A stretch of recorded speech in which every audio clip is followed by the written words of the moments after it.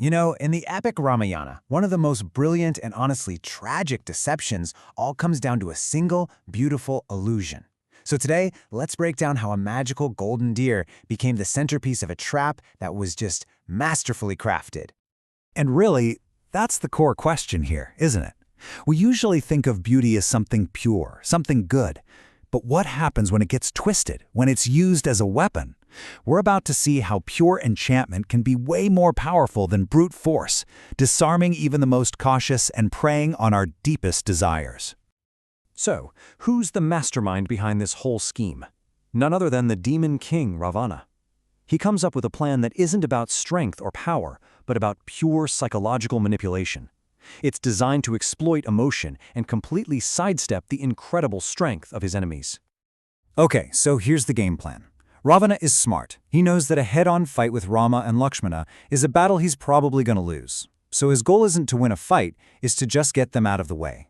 To get to Sita, he has to rely on pure, clever deception.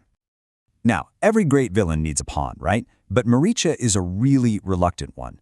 See, he's already had a run-in with Rama's power, and he knows this whole thing is basically a suicide mission. But Ravana's threat is so absolute that Maricha has to choose certain death from Ravana now or probable death from Rama later. That desperation, it becomes a key part of the trap. And what's so brilliant about this trap is that it's a sequence. It's not just one trick, it's a four-step process. First, you create a distraction that's impossible to ignore. Second, you use that to lure away the first protector, Rama. Third, you use his absence to create a panic that forces the second protector, Lakshmana, to leave too. And only then, when Sita is completely alone, does Ravana finally make his move. And here it is, the lure itself. Maricha doesn't just turn into a deer, he becomes a creature of pure magic. The texts describe its coat sparkling like sunlight on water, its horns studded with gemstones. It's this breathtaking, once-in-a-lifetime sight that is so beautiful it's designed to completely short-circuit your logical brain. So the stage is set, the bait is ready, and the trap is about to be sprung. This incredible golden deer appears near the hut in the forest, and just like that, the first part of Ravana's plan kicks into high gear. And boom, the bait is taken. Sita is immediately totally captivated. Her reaction is exactly what Ravana was counting on. Just pure, unfiltered wonder.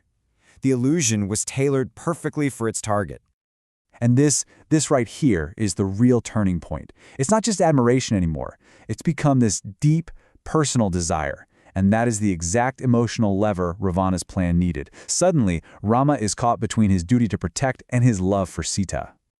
But hold on, not everyone is falling for this. And this is where the story takes a really tragic turn, as the voice of reason desperately tries to break through the spell, setting up the main conflict of this whole episode.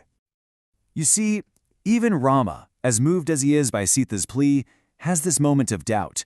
His warrior instincts are screaming at him that something is just off. This creature is too perfect, too magical to be real. It's a small moment, but it's a critical bit of foreshadowing. And that's when Lakshmana just comes right out and says what Rama is feeling. He doesn't see a beautiful animal, he sees a trick, he sees sorcery. He is the voice of pure logic here, trying to cut through the illusion and point out the danger underneath. So you've got these two totally opposite views clashing. On one hand, for Sita, it's this innocent wish for an amazing creature she's never seen before. But for Lakshmana, it's a clear and present danger wearing a disguise. And Rama, he's caught right in the middle and has to make a choice. In the end, Rama makes his decision.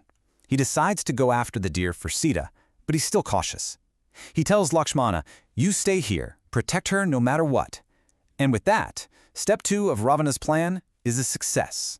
Rama, the first protector, is now off the board, lured away from the hut. Okay, so Rama's out of the picture. Now the plan moves to its most brilliant and honestly its most cruel climax. It's time to remove the final obstacle, Lakshmana. So after leading Rama deep into the forest, Maricha knows the game is up.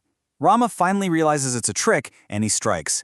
But even as he's dying, Maricha has one last, critical part to play in Ravana's plan. He lets out a sound that will seal everyone's fate. And then they hear it, a cry that changes everything. And it's not just any cry, it's a perfect imitation of Rama's voice. It is engineered for maximum panic, designed to make it sound like the invincible Rama is in mortal danger. This is the psychological masterstroke of the whole plan. But Lakshmana? He knows. He knows instantly this isn't real. His faith in his brother is just unshakable. He understands it's just another layer of the illusion, a move designed to draw him away. He desperately tries to tell Sita, this is a trick.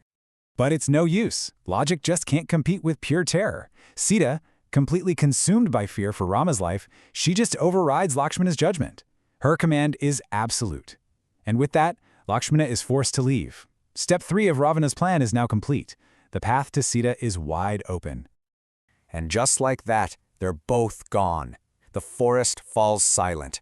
The deception has worked perfectly, and the final, horrifying phase of Ravana's plan is about to begin.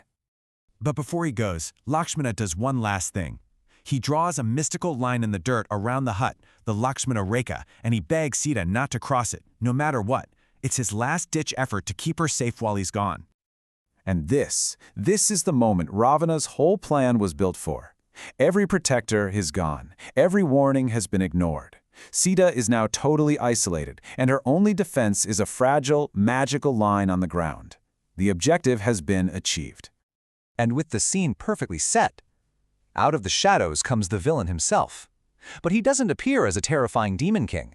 No, he comes disguised as a holy man, a wandering monk. It's a disguise designed to inspire trust, the final piece of deception he needs to lure Sita across that protective line. And that brings us to the final, haunting question of this whole story. The golden deer was the lure, sure, but the real trap was psychological. It used desire to crush caution, and it used fear to completely silence reason. And it really makes you wonder, doesn't it? Once our judgment is compromised by fear, how can we possibly see the monster hiding behind a friendly face?